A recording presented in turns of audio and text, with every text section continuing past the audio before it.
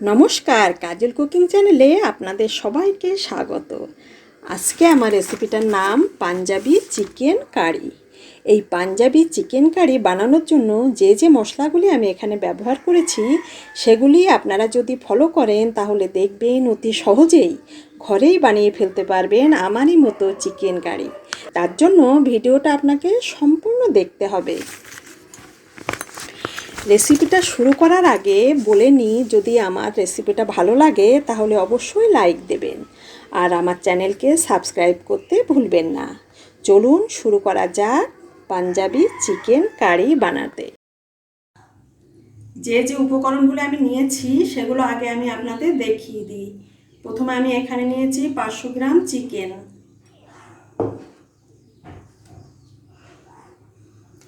নিয়েছি আমি 4 পিস আলু, এটা আমি ভেজেই রেখেছি আগে থেকে। আদা পেঁয়াজ রসুনের পেস্ট, একটা বড় সাইজের পেঁয়াজ আমি এরকম করে কুচিয়ে নিয়েছি। মশলার মধ্যে নিয়েছি লবণ, 1 চামচ জিরের গুঁড়ো, 1 চামচ হলুদ, 1 চামচ ধনের গুঁড়ো, 1 চামচ শুকনো লঙ্কার গুঁড়ো। এখানে ফোড়ন দেওয়ার জন্য নিয়েছি 2টো শুকনো লঙ্কা, এখানে আছে এলাচ, 4টে লবঙ্গ আর 4-5টা গোলমরিচ, আর এখানে আছে টক দই। রান্নাটা আমি সর্ষের তেলে করব। আমি কড়াইটা চাপিয়ে দিয়েছি, এখানে আমি সর্ষের তেল আগেই দিয়ে রেখেছি। এবার একে একে আমি মাংসর ভিতরে সব উপকরণগুলো মিলিয়ে নেব। দিলাম পেঁয়াজ রসুন আদার পেস্ট,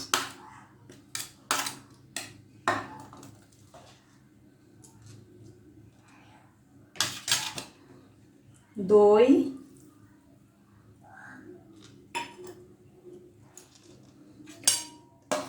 জিরের গুঁড়ো, হলুদ, ধনের গুঁড়ো, শুকনো লঙ্কার গুঁড়ো আর লবণ।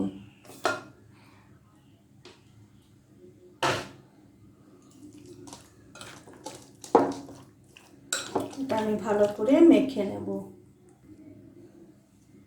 ম্যারিনেট করা আমার হয়ে গেছে।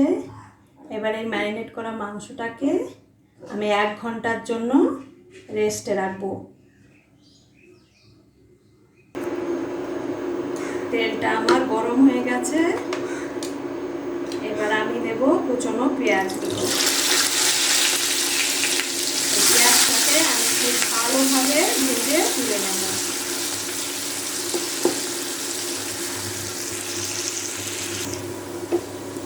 পেঁয়াজটা আমার ভাজা হয়ে এসছে, এই পেঁয়াজটা আমি ভেজে তুলে রাখবো।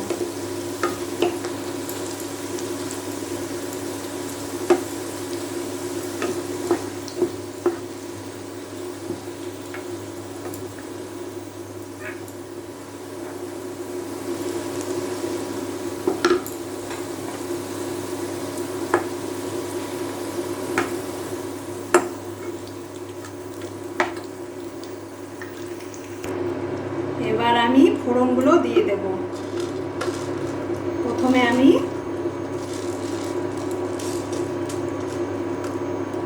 লবঙ্গ, গোলমরিচ আর এলাচগুলো দিয়ে দিলাম। এবার দিলাম শুকনো লঙ্কা,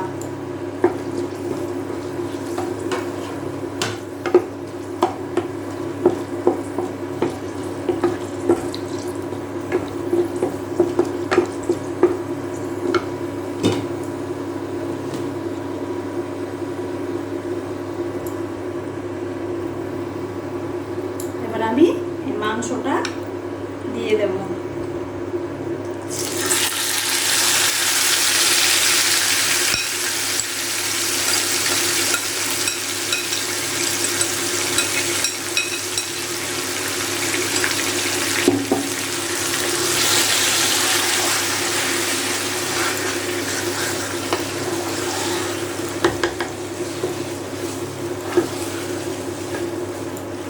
এবার এটা আমি বেশ কিছুক্ষণ ধরে কষিয়ে নেব।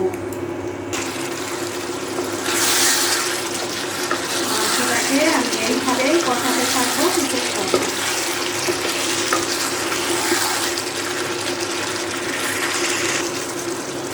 মাংস কষানোটা আমার হয়ে গেছে।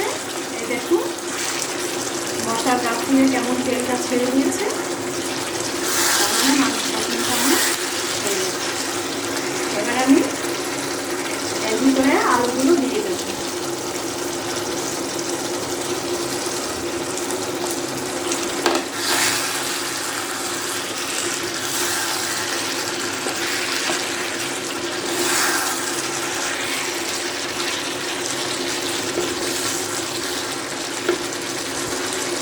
জল,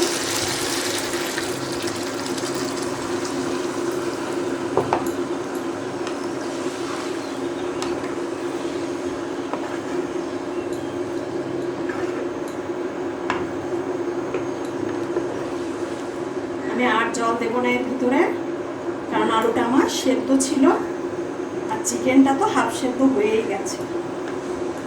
এবার আমি ঢাকা দিয়ে দেবো। আর এই কুচানো পেঁয়াজটাকে, এই ভাজা পেঁয়াজটাকে আমি একটু পরে দেব। এটা 5 মিনিট আমি হতে দেব। এবার আমি মাংসটা দেখে নেব কতটা হয়েছে। এই দেখুন আমার মাংসটা কিন্তু প্রায় হয়ে গেছে। এইবার আমি এই ভাজা পেঁয়াজগুলো এর ভিতরে দিয়ে দেব।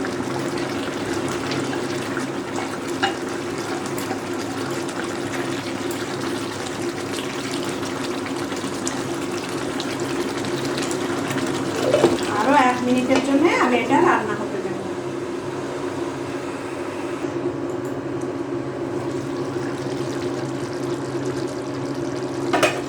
তৈরি হয়ে গেল আমার পাঞ্জাবি চিকেন কারি। এটা নামাবার আগে আমি আরো 2-1টা জিনিস এর ভিতরে দেব। যেমন এখানে আছে আমার ফ্রেশ ক্রিম, আমি 1 চামচ দিয়ে দিলাম।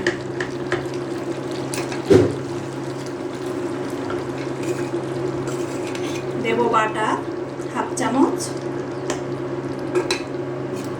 আর দেব ঘি।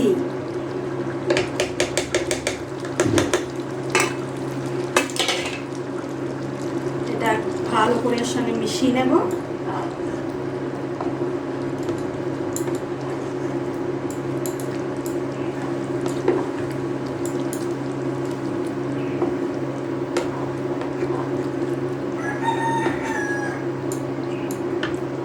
এবার আমি এটাকে অন্য একটা পাত্রে ঢেলে নেব। হয়ে গেল আমার panjabi chicken curry.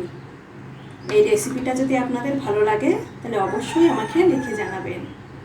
Thank you.